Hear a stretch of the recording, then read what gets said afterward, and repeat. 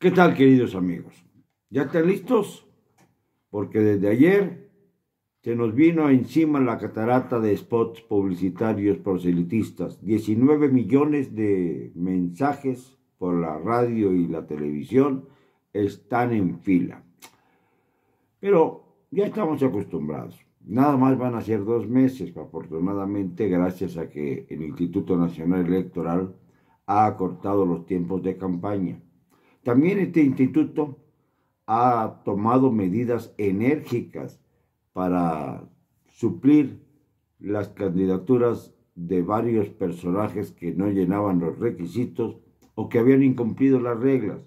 Los más sonados, el caso de los candidatos de Morena a Guerrero y a Michoacán, a las gobernaturas de Guerrero y Michoacán.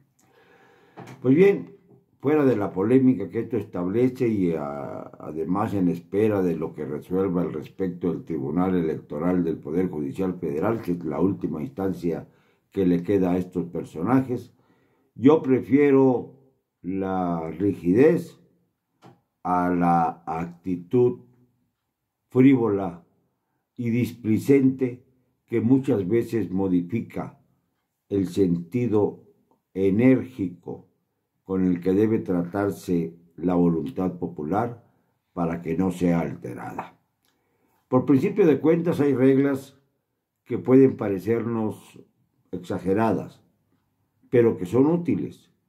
Se ha obligado a los partidos políticos a que por lo menos haya una paridad del 50%, es decir, una paridad absoluta, entre hombres y mujeres, una paridad de género. También a que introduzcan en sus planillas, en sus candidaturas, a elementos que formen parte del movimiento lésbico, gay, transexual, etcétera, etcétera. Esto podría dar lugar a polémica, pero así es la regla que se estableció. Lo mismo que introducir a candidatos de origen indígena. Esto es importante porque gran parte de nuestra población es indígena, no podemos negarlo y tenemos que darle un sitio. También a candidatos o candidatas afroamericanas del México Negro, que tienen derecho también a participar en los comicios con una presencia sólida. Se les ha entregado en algunos casos las candidaturas plurinominales más seguras.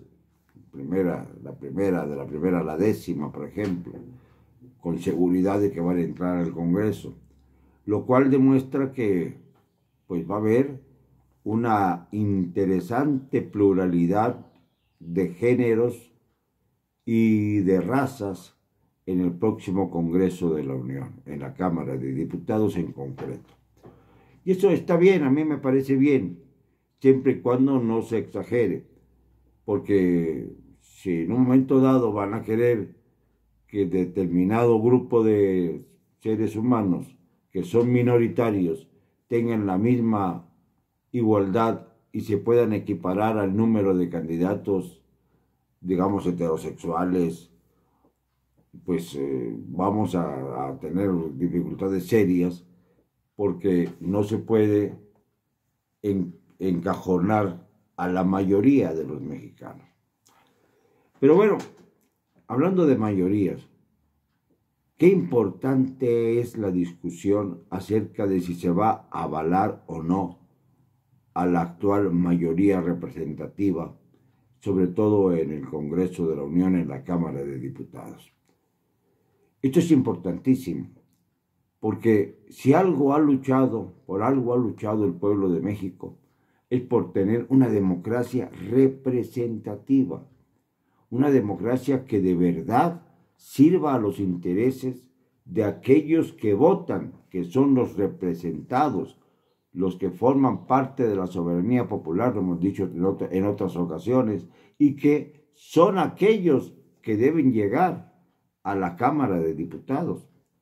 Lamentablemente, con esta rebatiña política intensa que hay en este momento y que ha habido siempre, pero en este momento con más intensidad, resulta que los representantes políticos, los candidatos a diputados, se sienten con la obligación de ser súbditos de sus partidos y no súbditos de la soberanía popular a la que en realidad, de acuerdo a la Constitución, de acuerdo a la sabiduría del constituyente, representan.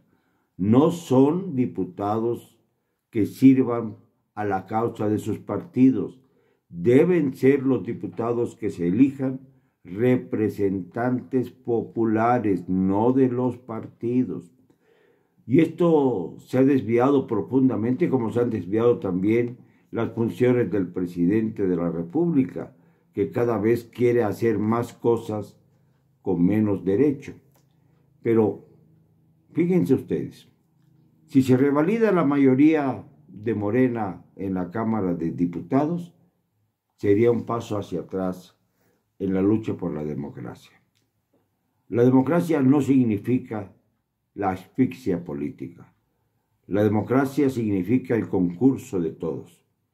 Y en este concurso de todos no se puede negar que aunque haya obtenido Morena 30 millones de votos para la presidencia de la República en 2018, sigue siendo esta una cantidad que no representa más que a 1/3 de los mexicanos que tienen ya edad para votar, porque el padrón está integrado por 90 millones de mexicanos.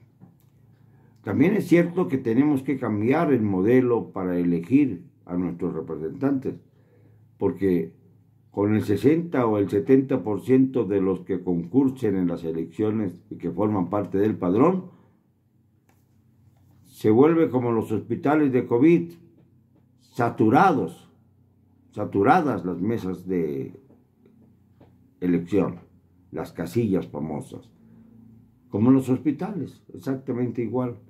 Es decir, padecemos una especie de coronavirus o virus de la corona intenso, y no desde ahora, desde hace mucho tiempo, y no lo hemos podido resolver.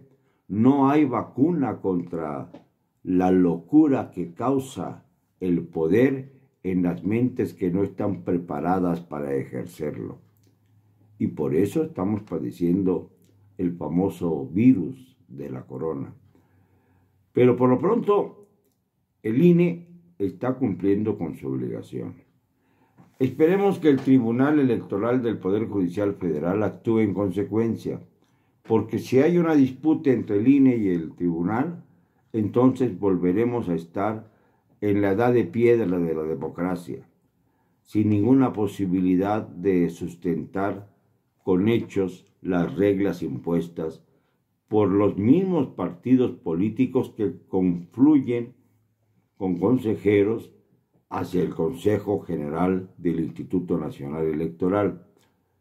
Si no se resuelve este problema, vamos a tener rebatiñas constantes. Ahora mismo, en Guerrero y en Michoacán, por ejemplo, Morena no tiene candidato y no quiere postular a otros que no sean aquellos que originalmente obtuvieron la estafeta y que además han sido reprobados no solamente por el INE, sino por todos los mexicanos. Se dice que en Guerrero tienen derecho a elegir a los gobernadores sin consenso nacional. Hay que acordarse de una premisa fundamental. Los valores morales nos corresponden a todos los mexicanos. Los valores políticos también. El hecho de que, por ejemplo, un chiapaneco no pueda votar en Guerrero no quiere decir que el chiapaneco no sea mexicano y deba reclamar y pueda reclamar que no se postulen a criminales para ejercer cargos tan altos como el de gobernador. Todos somos interesados, todos estamos interesados en que la vida política del país no caiga en poder de personajes delincuenciales que con antecedentes graves, ya ven lo que pasó en Tamaulipas, ocupan un cargo de elección popular tan importante como el de gobernador y cae en un terrible abismo de contradicciones. Esto se tiene que remediar. Y la forma de remediarlo es a través de ejercer cívicamente nuestros derechos, como el del voto, para tratar de equilibrar las cosas. Votar por revalidar la mayoría de Morena en el Congreso es en este momento coyuntural de nuestro país, como votar en contra del país, en contra de México, en contra de su evolución política, en contra, sí, de los valores que se pretenden, porque desgraciadamente no se ha entendido que ejercer la mayoría en el Congreso debe ser para que sirva como contrapeso al ejercicio del Ejecutivo y del Legislativo también, que es allí donde está la representación popular y que no podemos caer en la falta absoluta de criterio, de inteligencia, de dignidad, para seguir a pie juntillas los que son electos para estos cargos, las órdenes de sus líderes, ya sea el presidente de la República, dirigente real de Morena, con Mario Delgado de marioneta, como los demás dirigentes partidistas, todos ellos con largo historial bastante deficitario. Pero finalmente son los líderes que se han escogido dentro de cada partido, pero han entregado sus partidos a este palenque rabioso de intercambios feroces que no lleva a ninguna parte, en lugar de pensar que representan los candidatos o van a representar los intereses populares, no lo de los partidos políticos. Insisto mucho en este punto, porque se pierden con el poder, se enajenan y creen que sus carreras políticas dependen de cómo se acomoden en la cúpula del poder. Y no es así. Sus carreras políticas deben depender exclusivamente de la voluntad popular, de eso que hemos insistido tanto, la soberanía popular. Por eso los contrapesos al ejercicio del poder ejecutivo deben venir de una Cámara que sea en su mayoría opositora, beligerante, con propósitos de contraponerse a los deseos del Ejecutivo, que no siempre son democráticos. Es un freno al exceso de poder. Por eso, una mayoría conveniente para el presidente de la República sería tanto como traicionar a quienes han estructurado el sistema republicano en nuestro país y han logrado, con el tiempo, que los mandantes tengan en cuenta sus límites y que los mandatarios obedezcan los mismos. Lo siento, no me van a callar y lo digo con cero cobardía.